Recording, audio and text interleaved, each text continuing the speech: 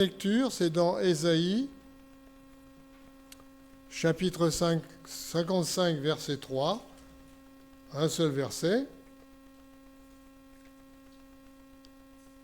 Chapitre 55, verset 3.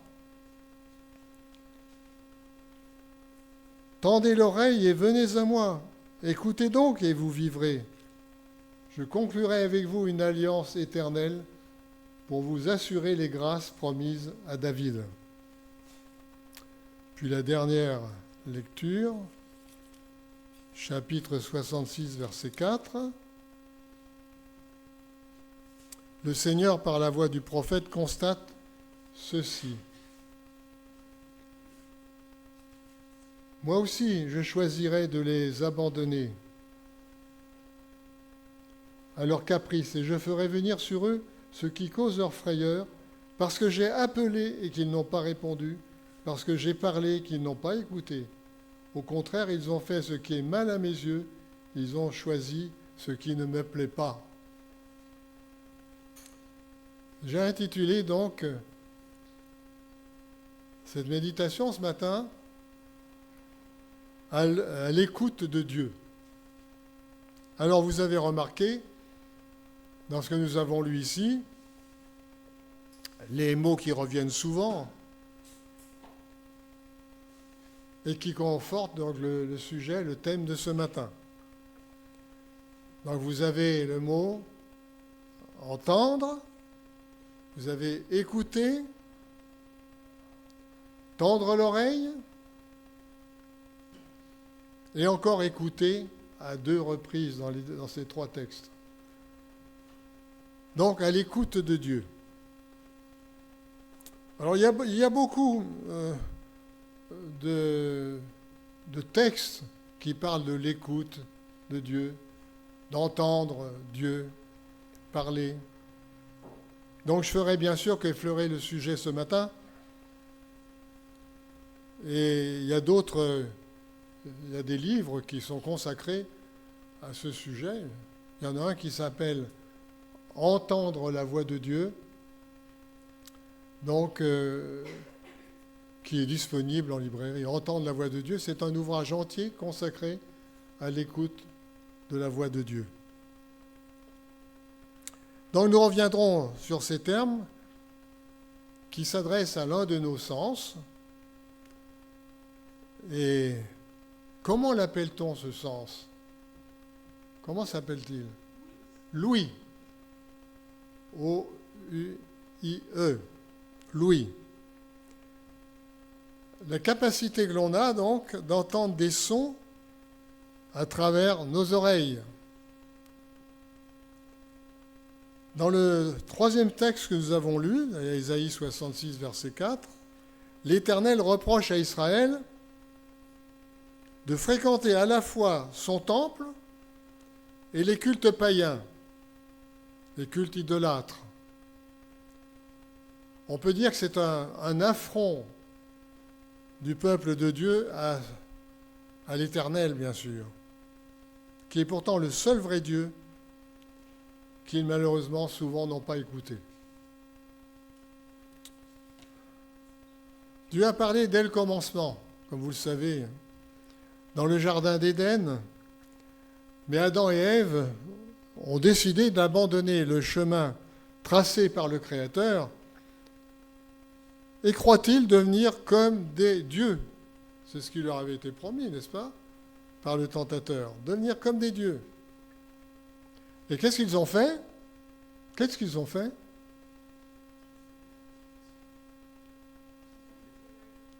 Ils ont écouté la voix du tentateur. Et ils ont désobéi à l'Éternel. Est-ce qu'on en subit les conséquences encore aujourd'hui?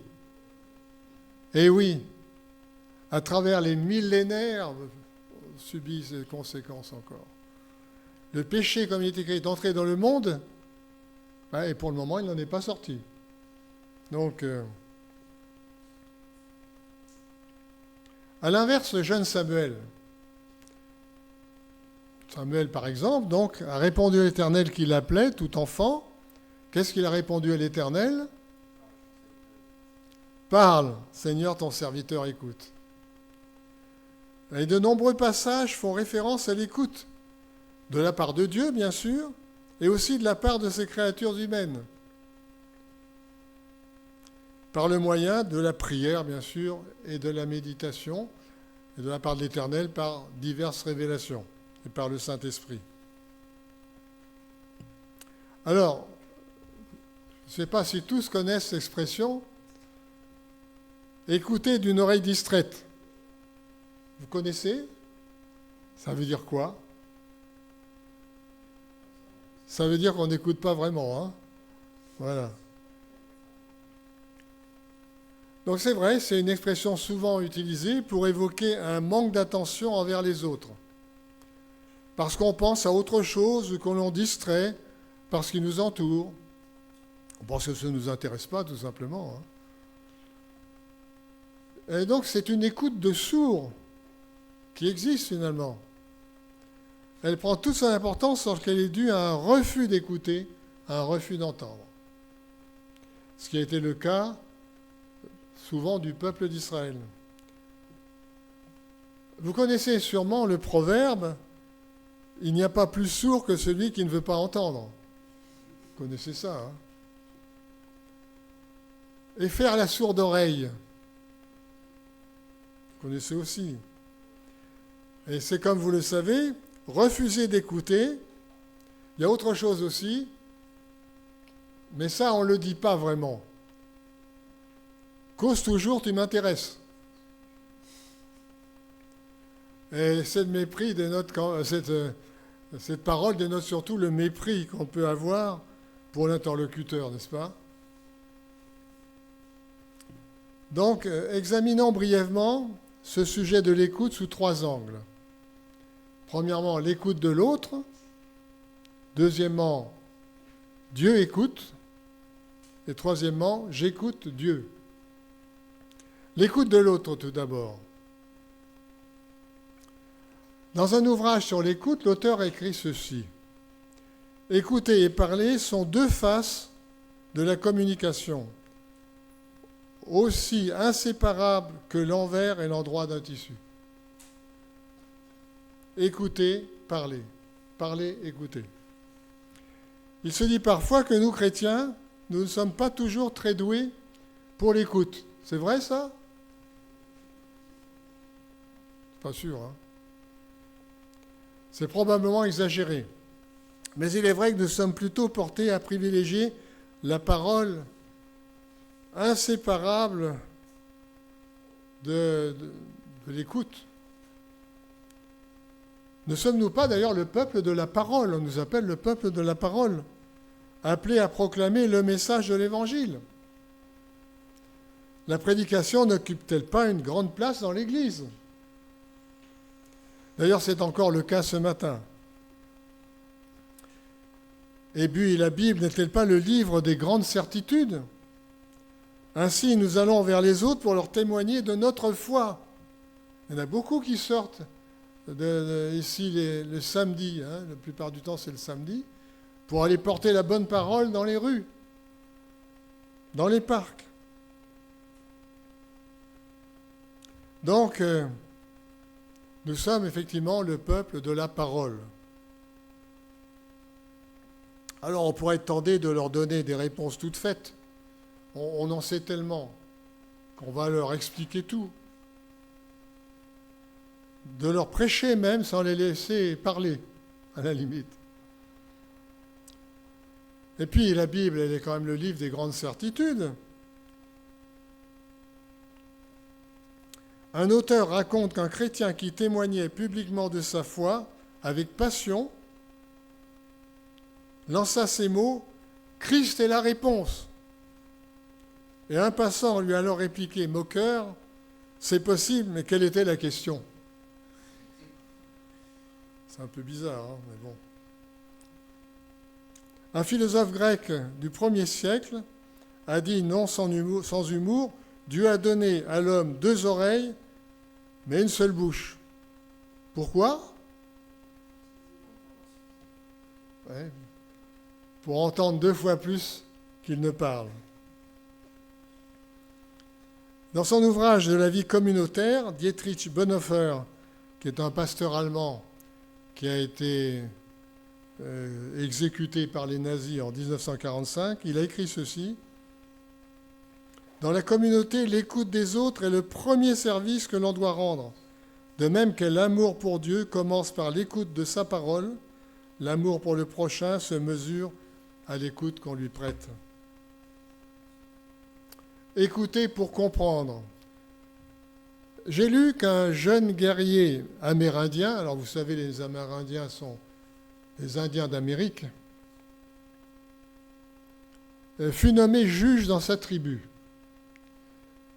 Alors, soucieux de juger avec justice, il s'enfonce dans la forêt pour invoquer le grand esprit. Et qu'est-ce qu'il dit ? Ô grand créateur des hommes, empêche-moi de juger un de mes semblables avant d'avoir marché 2 mois dans ses mocassins. Les mocassins sont des sandales, hein ? C'est-à-dire de s'être mis à sa place pour mieux le comprendre. Et on peut dire qu'en descendant parmi nous, Jésus a chaussé nos sandales. Ainsi, lui, nous comprend parfaitement. Notre Seigneur a souvent associé écoute et compréhension. Par exemple, dans Matthieu 15, verset 10, au sujet de ce qui rend les hommes impurs, écoutez et comprenez. Écoutez et comprenez. Et encore dans Matthieu 13, verset 13, où Jésus explique aux disciples pourquoi il parle au moyen de paraboles. Vous avez reçu, vous, leur dit-il, la connaissance des secrets du royaume des cieux, mais eux, c'est-à-dire les autres auditeurs, ne l'ont pas reçu. Ils regardent sans voir et ils écoutent sans entendre et sans comprendre. Donc c'est en quelque sorte un regard d'aveugle comme une écoute de sourd. Puis il leur cite ce texte d'Ésaïe à l'appui de ses propos. Vous entendrez bien, mais vous ne comprendrez pas. Vous regarderez bien, mais vous ne verrez pas. Car ce peuple est devenu insensible, ils se sont bouchés les oreilles, ils ont fermé les yeux, afin que leurs yeux ne voient pas, que leurs oreilles n'entendent pas, que leur intelligence ne comprenne pas, et qu'ils ne se tournent pas vers moi pour que je les guérisse, dit Dieu. C'est donc dans Ésaïe chapitre 6, versets 9 et 10. C'est vraiment tragique, hein, ça, cette situation. Dans Luc, chapitre 8, verset 18, j'ai relevé ces paroles de Jésus. Faites attention à la manière dont vous écoutez. Et je vais même ajouter qui vous écoutez. À notre époque où nous avons tellement de voix qui nous arrivent par différents canaux, que nous pourrions être séduits et écouter des voix discordantes par rapport à celles du Seigneur. Donc, deuxième point, Dieu écoute. Dieu écoute. Notre Dieu, lui, il sait écouter. Dans un élan d'amour envers son Seigneur, l'auteur du psaume 116 écrit ceci, versets 1 et 2.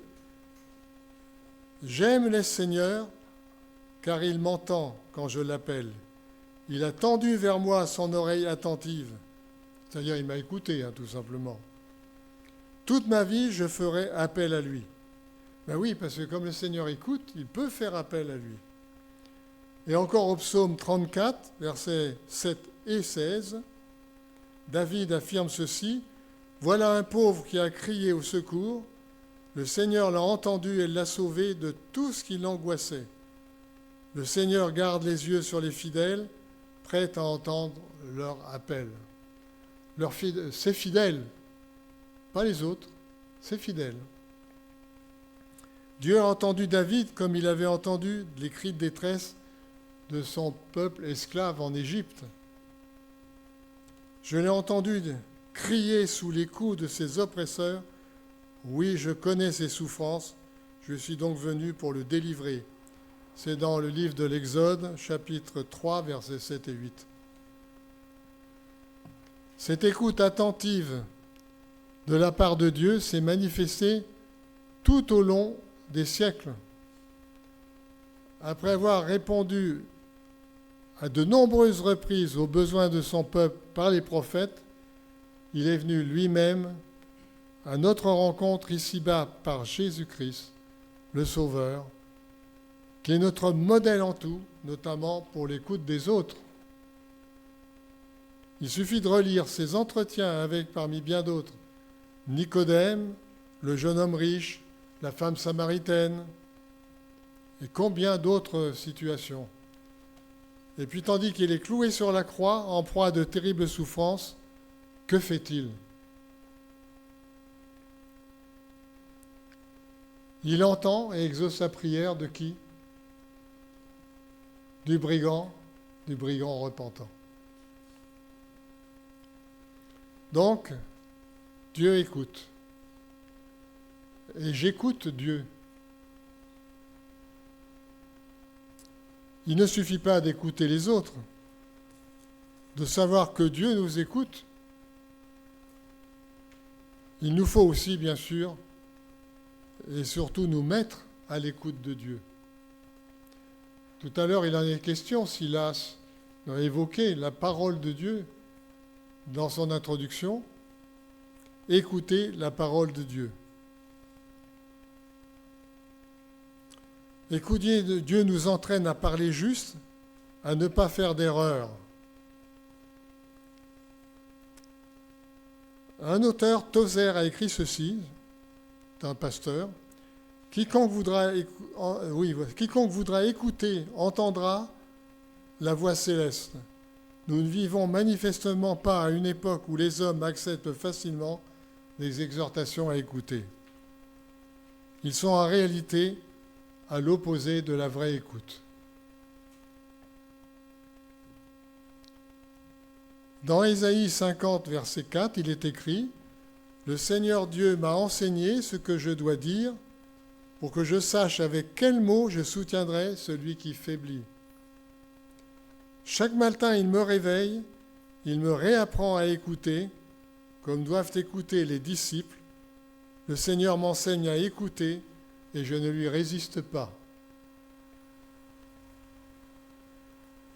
Ainsi, selon le pasteur Bonhoeffer que j'ai déjà cité, le silence du chrétien est un silence d'écoute humble et tranquille, une juste écoute qui nous fera parler de la parole de Dieu de la bonne manière et au bon moment. C'est vrai qu'on parle ici d'écoute silencieuse. Ça existe dans certains lieux religieux, cette écoute silencieuse. Et il est vrai que c'est quelque chose qu'on n'a peut-être pas l'habitude de pratiquer. On a plutôt l'habitude de s'exprimer à haute voix,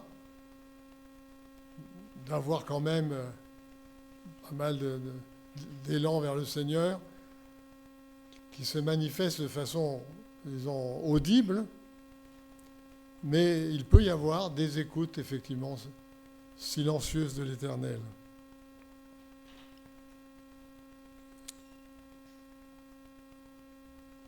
Un silence d'écoute humble et tranquille.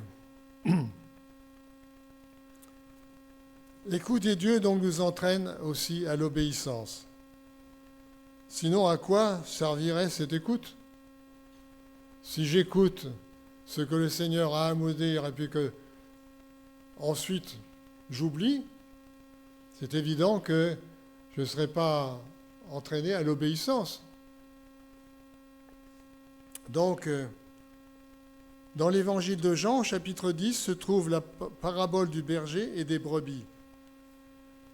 Les brebis écoutent la voix du bon berger et lui obéissent. Elles le suivent parce qu'elles reconnaissent sa voix. Elles n'iront pas vers d'autres. Elles connaissent bien la voix de leur berger.